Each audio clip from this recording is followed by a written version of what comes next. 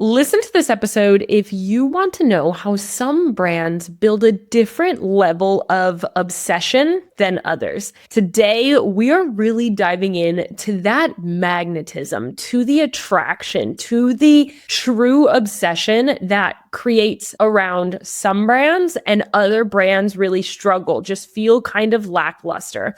This is something that I've been thinking about a lot recently. It's kind of just when I look at some brands, some of them just have this it factor that make me naturally really excited about them, and others just feel very forgettable. Like every other one in the industry. And I know many of you out there say that your industry is very heavily saturated, whether you're in athletic wear, maybe you're in skincare, maybe you're in candles or perfumes. All of those industries are very saturated, but yet every year there are major new players in saturated industries that absolutely break out over others. And so today we're going to talk about what really creates that breakout, disruptive, it factor style of brand. And we're going to kind of diagnose if you feel like you have it or if you don't. Because some brands have it and some brands don't. And they look fine on paper when we look at your branding. You have all of the right things, but it just doesn't have that same je ne sais quoi, right? You just don't still have that same, I want to be a part of this feeling. And we're going to talk about what that major difference is. It's not budget. It's not logos. It's not how many trends can you follow. It actually goes a lot deeper than that. There's actually very specific pieces here that commonly are mistaken when it comes to really creating a brand. A lot of times people think they need this, but they actually need some of these other things. This episode is definitely for any founders who feel like their brand is good, but not magnetic, or people that are really aiming for disruption in an industry. And it just feels like it's just not that level of growth that you're looking for, or that level of feeling around your brands that you're looking for. You guys know that I speak a lot about building community around your brands. And I would say this it factor is stage one of building community. This is just stage one, really building the foundation of having a community. You need an it factor to have a community. You need something unique about you to have a community. And that is what building it factor around your brand allows. We're going to dive into this today. We're going to talk about why brands win attention, loyalty, and growth faster with these factors than without them. And we're really going to discuss the real reason why some brands have it, some case study examples as always, so you can really get the gist, and then what is needed for you to build the it factor around your brand. I want you to kind of think right now of these different brands as I say them. An it factor versus not is the difference between like a Verst and a Rode, or an Everlane and a Reformation, or an Allbirds and a Hoka, or Third Love and Skims. Some of them have become household names, and some of them you may have heard of, or they kind of sound similar, but you don't really know exactly what they sell. I found myself, even when I was trying to look these up and find different brands, I know exactly what Skim sells, Hoka sells, Reformation, Rode. I have Hoka hiking boots, but other than that, I don't have any of those brands, but I really know exactly what they sell, what their brand is all about, and who they are as a brand, because they have the it factor. It made them stand out, and they penetrated into the average consumer. Whereas Verst, I know that they're skincare, but I really don't know anything about them. Everlane, they just didn't build to real market expansion. Like, again, I know the name, I've been in a couple of the stores, but nothing ever really spoke to me. I know some of you guys really love that brand, but Allbirds, again, they're the one that I'm like, okay, I know that there's something to do with running, but I thought they were shorts. Are they shoes? I don't really know fully what they sell. And Third Love versus Skims is just like uncomparable there as well. One really becomes a market leader, something unique, something talked about a lot. And the other one just kind of exists there. They just don't hit that same level of disruption. So we're going to talk about what builds disruption versus the next one. Before we do that, I just want to take 10 quick seconds to say hello. My name is Madison Page. I am a business growth specialist. I help product brands become the next household name. I've probably worked with some of your favorite product brands to help them become who they are today. And this is something that we do with every single person that we work with. We really are trying to build that it factor, because again, my focus is building community around your brand, and building an it factor brand is number one. Stage one, you need these foundations set in order to have anybody have a community community around your brand, people need to feel like it's something unique, feel like it's something special. And so this is something that I'm talking about all day, every day. And I wanted to bring it here to you today. A little birdie did tell me, after looking at some statistics, that only 30% of my active listeners are actually subscribed to the podcast, which is crazy. You guys are typing my name in every twice a week to come and listen. So just subscribe to the episode, whether you are on YouTube, whether you're on Spotify, whether you're on Apple, make sure that you're subscribed to the show so you get notified, saves you time, and it makes sure more people can get this information that I'm sharing out there as well.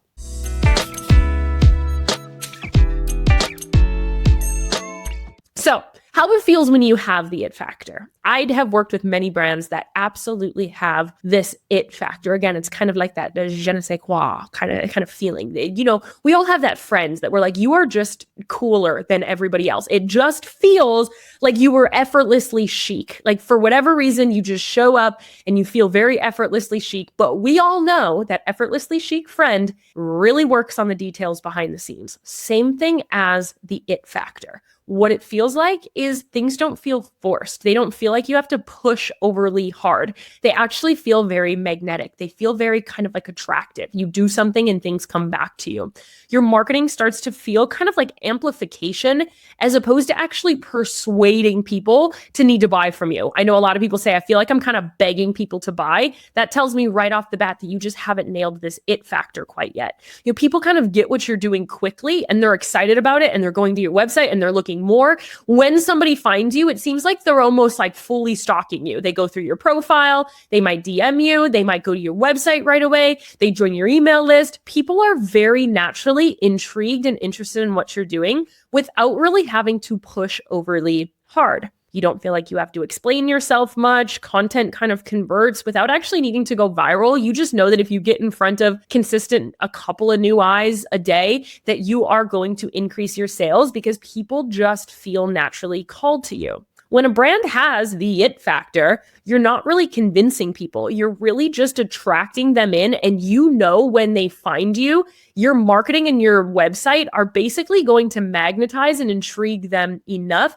to want to dig deeper into your brand. You don't have to do the same level of education because your it factor just kind of creates that magnetism. You know, your ads work better. Your customers kind of talk about you in a way that you didn't script. They just have like a perfect script to say every time. Your collaborations come to you effortlessly. Some of my clients that we really build out their brands is like their major strategy piece that we talk about. One thing that they start to say is, I feel like I'm just showing up and collaborations keep coming to me, whether it's influencers, celebrities, major retailers, whatever. We build brand and then things actually come to them instead of you needing to be the driving force for every collaboration all the time. Loyalty feels natural because people just kind of love your brand, and growth feels steadier. Like it just kind of keeps going. It almost feels like momentum and snowball effects kind of just keep going. Everything you do works because all you have to do is get in front of new people and they are going to convert and naturally kind of build. The it factor, it really is just changing how people feel about your business. It is the energy that people feel when they come in contact with your brand. Again, you feel kind of like effortlessly cool. We all know a brand that we've come in contact with that's like this. And this isn't just aesthetics. I want to make that very clear that this isn't just having pretty pictures. It definitely can help, but that isn't going to be the only piece of it here. When we talk about having an it factor, what you want to say is that it's kind of having this full world around your brand that anytime somebody comes in contact with it, you just feel naturally called to it. We all have these brands that we have found on social media over the years. Maybe it's an influencer, maybe it's a celebrity, whatever, that you find and you're like, how have I never seen this before? This is literally so cool. I love how they are just kind of quietly unique. They're not pushing. You're just kind of effortlessly chic. Again, we all have that friend or that person that we know that we feel like just has to try less than everybody else and they're just effortlessly cool. That's how we want your brand to be. Because if you know that friend, you know behind the scenes that effortlessly cool actually takes a lot of effort, right? They're getting blowouts, they're dyeing their hair, they're doing Botox. They got a lot on their list just to upkeep this effortlessly cool vibe that they have. Of course, there's some people that are just blessed and they don't have to do all those things.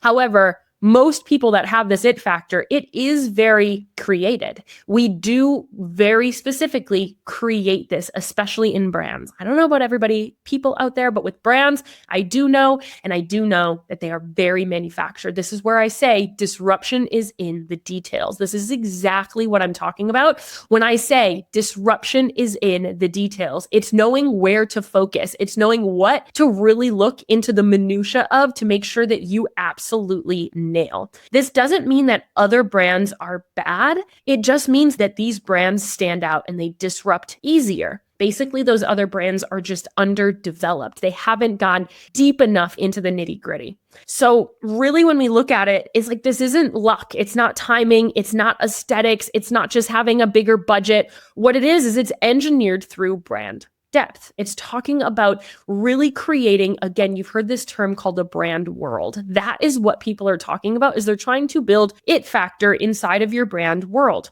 Consumers are really more brand literate than ever before because we are shoved brands all day long in our face. So we need a little bit more uniqueness at this point. Before, if you think about this, pre-social media or pre at least the amount of ads that we have on social media, the amount of influencers, the amount of selling that we are exposed to every single day, where did we see brand? Pretty much just in stores and maybe in a magazine that you could find, but it really was created with just their packaging. There was a little bit on website for sure, but what this online world has done, it has made the it factor brands need to really create this whole model. The consumer behavior has extended so much because you can follow somebody and you follow them for a couple of weeks to months to maybe years before you actually buy from them, or you keep following them and we have all of these touch points.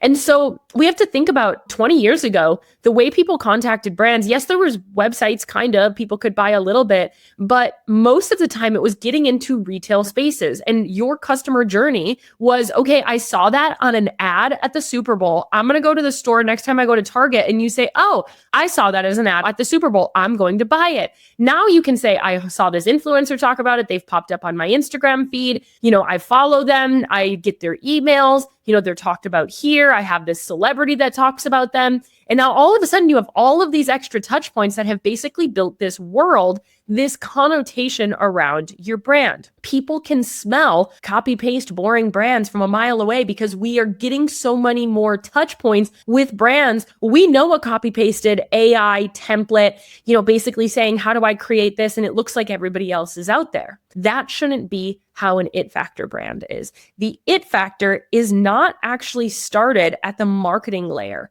It started at the brand foundation layer.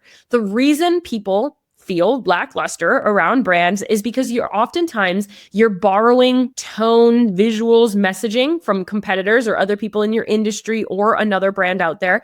Anytime I have a client come to me that says, oh my gosh, I just love this brand and we do everything basically kind of like them, I take a full right turn, left turn, whatever, a turn away from what they're doing. What we say is, I don't want you to imitate what this other person is doing. Even though you're saying I'm taking inspiration from it, the line between inspiration and imitation is actually pretty thin, right? Pretty quickly, it just becomes like your brand looks exactly like these others. That's not what we want. Even though that brand did a really great job, we can look at what did a great job and do our own thing. Because what happens here is brands become lackluster when they get normal, when they get kind of used to it. When I see something very similar to that over and over again, they become lackluster. If we think about this, brands do go in themes, right? They go in trends, they go in waves. So maybe like 5 to 10 years ago, it was very much so white and black, very minimal, kind of just like minimalistic, almost like boho brands. And then I think it was more kind of modern minimalist. And now I would say it's very colorful and groovy. And there's going to be a next stage of brands. Brands do go in trends. If you just go to every trend, you're going to be either rebranding or you're going to be, kind of lackluster in the next little bit. What you'd be better off doing is actually just looking at your industry as a whole and doing something different. So why so many brands feel lackluster is honestly because they're imitating other brands and they're trying to do something everybody else is doing. A lot of times you launch before your brand is actually very defined. So the beginning stages of your business actually feel like you're kind of chugging through mud, that people just don't really get what you're trying to build, even though you have incredible products. You're leading with these features features instead of messaging. When we really look at branding, the messaging is what really cinches the whole thing together. And you really just aren't probably digging deep enough. What I want to note here is that none of this is talking about marketing. Marketing is this next step to building an it factor brand. Your it factor brand is actually what these next 4 major pillars are. And we're going to talk about that right now. But before we do, basically what we want to do is we want to first get this it factor, and then you can talk about your marketing. Because if you don't have this it factor, your marketing is just going to stay stagnant. This is why I hate the advice, just be more consistent. Because if you're consistently trying to grow a brand that doesn't have proper foundations, there's nothing there for people to grab onto. There's nothing there for people to really stick to. So you end up shouting and persuading and begging your audience to buy instead of just kind of attracting and magnetizing and standing true in who you are, and people come to you. That means that your growth becomes absolutely exhausting versus it happens very naturally. So let's talk about these 4 major pillars to building it factor. When we really look at this, first things first that you need to know is you need to have a really deep understanding of your ideal customer. A brand that did this really well is Rode. Rode knew who their ideal customer was. They knew what they would want, and they knew the exact brand ethos to build in order to really call people in. It's how Rode built, I think it was $2 billion in just a few years, a $2 billion business. And don't even say because Hailey Bieber was behind it. Of course, that is an amplifier, but there are many brands out there that have major celebrities behind it that don't amplify to this degree. And it's because it was very strategically created. The it factor brands know their ideal customer, and they know that it should actually be smaller than you think, because that means that you are going to magnetize those people even stronger. We don't want to just go to your everyday women 25 to 45. We want to go to what are they like? Where are they shopping? What are their lifestyle pieces? What are their hobbies? What are they doing on a Friday night? We want to really dive deep into it so they can see themselves in this brand. If you don't know your ideal customer, it's really hard to build identity around a brand and magnetism to a brand. Because if we think about it from a sales psychology perspective, we buy things that we feel we either aspire to or we feel similar to. So that means that your brand, I need to identify myself in your brand, whether it's aspirational or current. I need to identify myself in your brand somehow. And if you can't identify who I am, I, of course, will not be able to identify it. So this isn't just demographics. It's looking at identity. It's looking at desires. It's looking at insecurities. It's looking at problems that I have. It's looking at other brands that I love. They basically reflect the customer back to themselves all the time. If you saw that trend, that was like a coffee, kind of like to go, like those cardboard coffee to go trays, and they had all of these different products on it, and they were walking down the street in the city. What that was doing was basically saying, if you like all of these products and our product is in here as well, you of course will like our product because these products are akin to us. So you have to say, I know what other products my ideal customer loves to be able to do that. And if you don't know that right now, then you probably don't know your ideal customer really, really well. If you've been in my world long enough, you know that I say, if you don't know what color nail polish your ideal customer is wearing on a first date, to Valentine's Day, to dinner, to, going out on a Friday night, you don't know your ideal customer well enough. Rode obviously did a really good job here. They had such a clear identity. It was very clean. It was very effortless. It was very cool. Because they had Hailey Bieber, they didn't need to do all of this promo. They basically were just like, look at Hailey, who seems pretty effortlessly cool. And if you wanted to be like that, and it was just product placement of her over and over again. And it really created this clear brand ethos that if I want to look like that, if I want to have that lifestyle, kind of like that Pilates girl, clean girl, smoothie drinking lifestyle, this is the product that I need to use. This is the brand that I need to support. So first things first is ideal customer. If it's okay, I'm going to interrupt this podcast for 30 quick seconds to let you know about the Founders Cafe. It is my completely free podcast community where you can gain access to bonus resources, gain access to me and free coaching calls, as well as build a network of other business owners just like yourself. Business ownership is a lonely game, and we might as well build community, build a network, and have a space to collaborate. We can bring this conversation and all the other conversations we have on this podcast over into this free podcast community and make this a two-way street. I would love to answer your questions there, connect with you, see you on our next free coaching call, click the link in the show notes and you'll find the link there.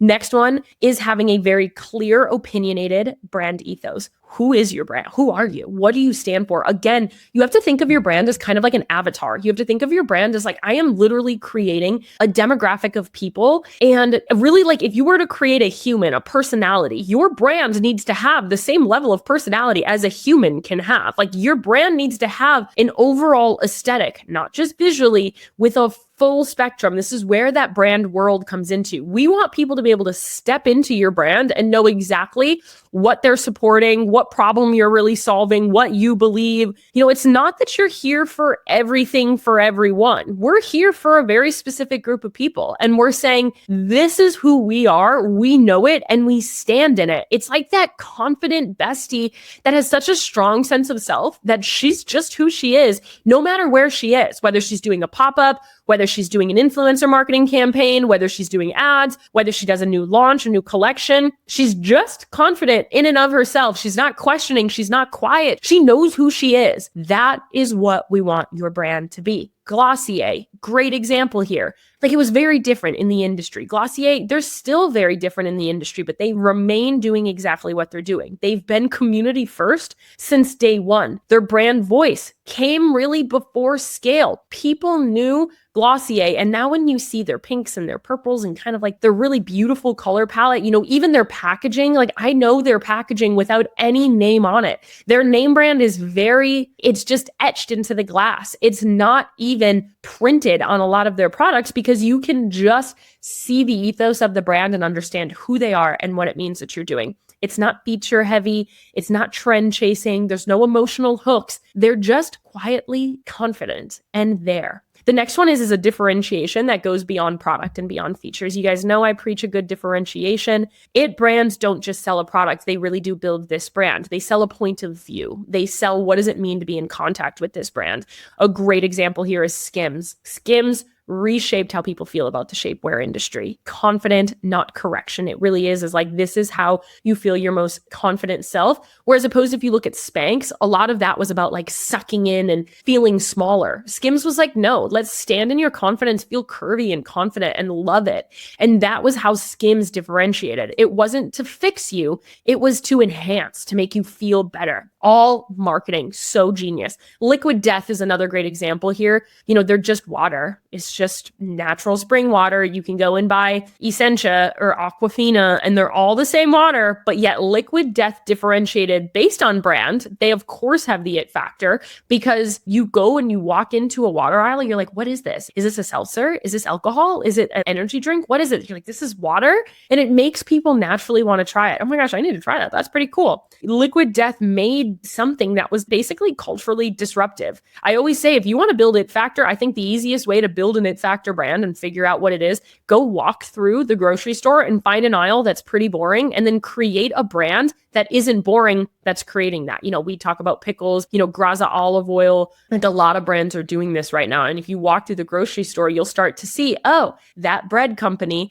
just decided to make bread a little bit more fun, a little bit more pretty. That's how they were becoming the it factor within their category. Basically, the differentiation piece is just knowing what you have and knowing that it does have to be different than other people in the industry. You can't just create something that is already out there. You have to say, this is really what makes us different. And it has to be something that people actually want too, right? Last but not least, we're talking about visuals. Now, I know a lot of times when we talk about brand, people basically just think brand is the visuals, is the aesthetic, is, you know, the fancy photo shoots and the beautiful websites and the, you know, really truly just like the aesthetic behind a brand. And yes, aesthetics absolutely build so much of the it factor because 90% of people are visually motivated. So if you are not a creative at heart, if you are not a visual or an artist at heart, and don't get me wrong, your girl's a strategy gal, so I'm not great with the visual side of things, at least to create it. I can see it, but I can't execute it as well as I would love to be able to do. I'm a strategy brain. And if you're a strategy brain or you're really good in the, you know, the execution of your product or whatever that looks like, you need somebody there to help you with some of the aesthetic side, because it definitely does help, even if it's a product photographer, because your visuals need to match the ethos and bring it all together. So, you know, if we're really looking at this,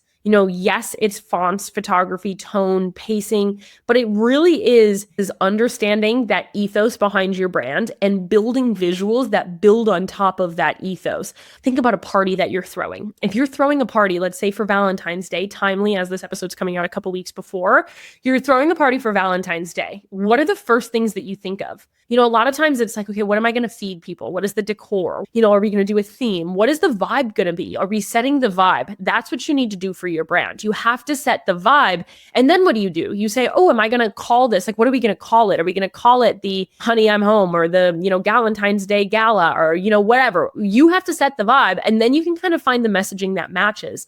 So what you have to do here is we have to create visuals that really match the ethos that you have. If you have a luxury brand, you need a luxury feeling ethos in order for people to naturally feel like that luxury is there. So yes, the brand aesthetics absolutely do matter. I want to say that when we look at these 4 things, we look at ideal customer, differentiator, brand visuals, and then just really ethos. What we're talking about is building that brand world. Throw a party, build a world, build a planet.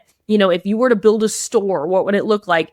And we're really not just talking about visuals. We're not just talking about products. We're not just talking about your messaging or your font or your colors. We're throwing it all together. It's kind of like a big Venn diagram, and it's coming together to build that it factor. Again, an it factor is manufactured. Even though on the outside, it doesn't feel manufactured. On the outside, it feels effortless. It feels confident. It feels like you're standing in your power, in your truth, and people just naturally want to be a part of it. It feels very effortless from the outside. And then on the inside, you say, no, this was created. Rode created their it factor. Glossier created their it factor. Why? Is because I know that all of those brands had, whether it be a strategic advisor or a brand strategist or somebody, come in and create that it factor.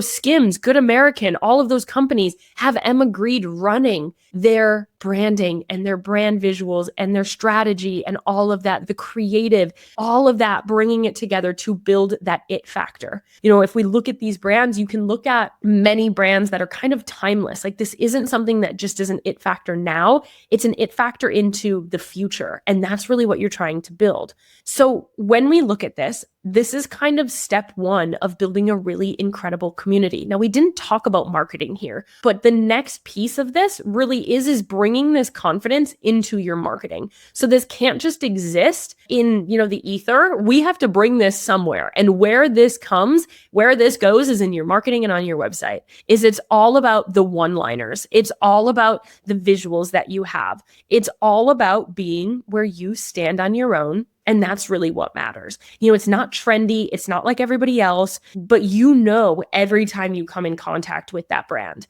I think about T-Mobile a lot. T-Mobile has that magenta pink. Everything they do goes back to magenta. I was at a Seattle Seahawks LA Rams game a couple weeks ago, and they just made all of the screens pink. Didn't even say T-Mobile. And I knew it was going to be a sponsorship for T-Mobile because it was the pink. That pink is different, and it's not in really any other brand out there that I can think of off the top of my head. So what they did is they stood in that truth, even though all of these people have never done it, and there's Verizon and there's AT&T and there's all these other brands, they chose a pink to separate themselves. And then everything they did. So you see people go to a T-Mobile, they get sponsored to go to, a festival that has a T-Mobile spot. And it's like, they're all wearing magenta, or they go to the magenta booth, and they really play in to the magenta terminology, is because that's what really separates them. And it's what makes them memorable, is that they are part of the magenta magic or whatever that they were saying. So how we turn the it factor into marketing is that we now bring the one-liners, we bring the visuals, we bring the differentiator, we bring the ideal customer information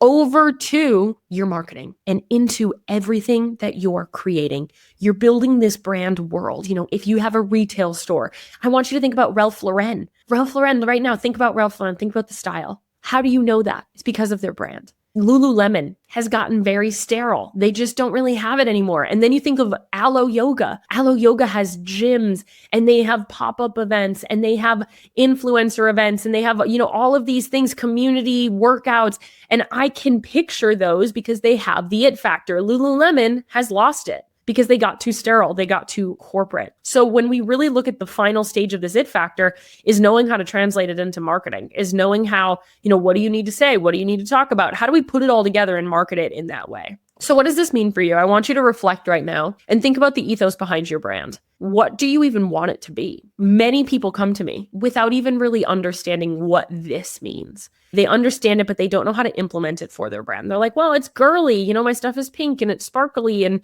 it's girly and it's feminine. Say, okay, great. But what does your brand mean? Well, I want it to be fun. I want it to be empowering. It's no. What is your one-liner? What does your brand do? What is your elevator pitch? What is that kind of punchy slogan? No, we have to basically find ways that you can tangibly implement this. And if you don't have it, you will lack luster when it comes to marketing. Your marketing will feel labored. Everything you do will feel labored. It will feel like you're really pushing. It will feel like you are begging. It will feel like you have to work really hard for a couple of sales. It'll feel like you have to show up on social media all the time to basically pull the people manually through the buying cycle, as opposed to people naturally doing it because they just feel magnetized to you. So what you need to prioritize here is brand clarity, is depth, is meaning, is really who are you? What do you want to build? And what does that world feel like, look like, and really act like? Are you clear on what you believe? Would your customer recognize themselves in your brand right now? Does that mean yes? Does that mean no?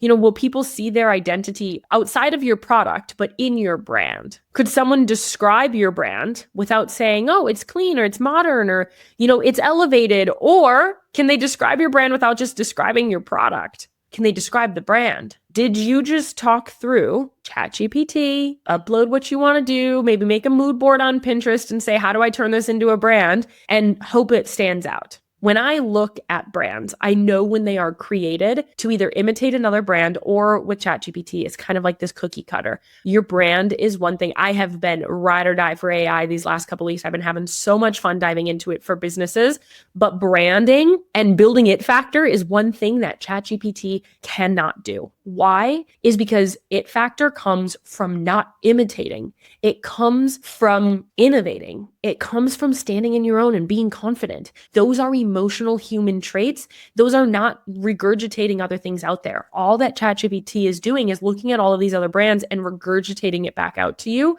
And so it feels very cookie cutter because they've all been done before, because that's all that ChatGPT can do. So anytime that you are looking at something that you want to be unique, you want to be different than what's out there, that you want to stand on your own, you cannot just use AI to regurgitate some of those things out to make your one-liners, to make your brand colors or anything like this. So if you're sitting here right now being like, Maddie, this makes so much sense why I feel like my marketing is just not converting, because I really don't know these foundations of my brand. I don't know my ideal customer. I don't know what my differentiator is. I don't know what my ethos or my brand world would really look like. I don't even really know what this means.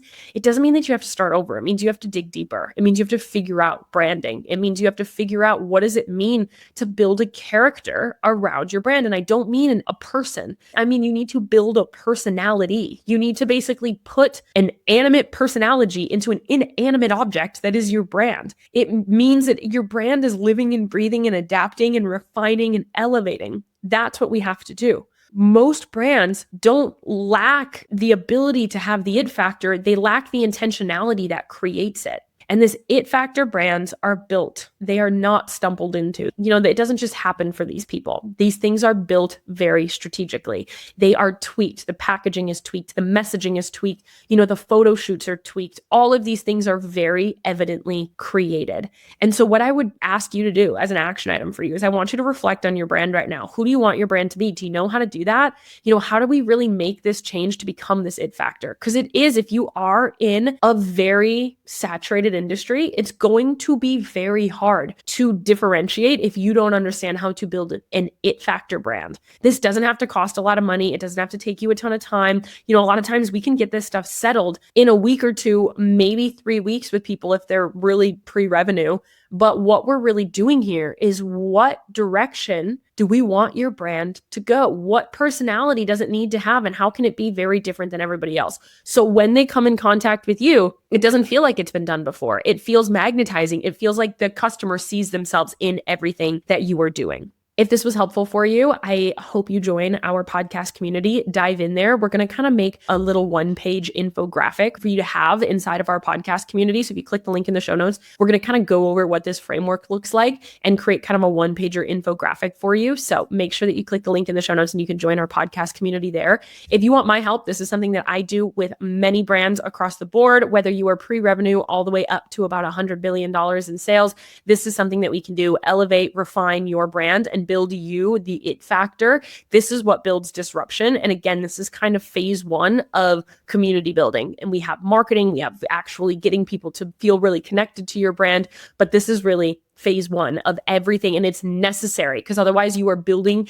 on a cracked foundation. Feel free to reach out to me on Instagram at thisismadisonpage. You can DM me support and I would love to chat with you about how we can do that. Otherwise, you can always apply in the link down below as well. Enrollment for all of our support, including PTP, opens on Monday. So if you want to be a part of that, come on over to my Instagram at thisismadisonpage. You can DM me support there. Otherwise, you can definitely learn more about it in the coming weeks when enrollment does open for PTP, which is my signature program to help you get consistent sales online. We work together very closely for 90 days to make sure you leave with the it factor and so much more. If that sounds enticing to you, I hope that I see you there. This is just your reminder that as always, I love you. I'm rooting for you. I'm in your corner always, and I will see you in the next episode.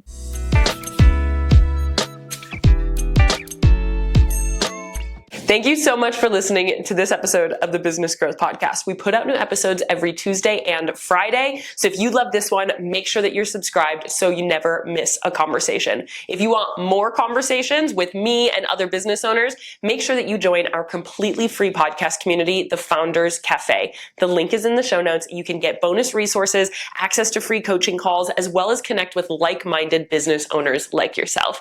Make sure that you rate and review the podcast 5 stars, share it with a friend to keep those conversations moving, and come back every Tuesday and Friday. I'll see you there.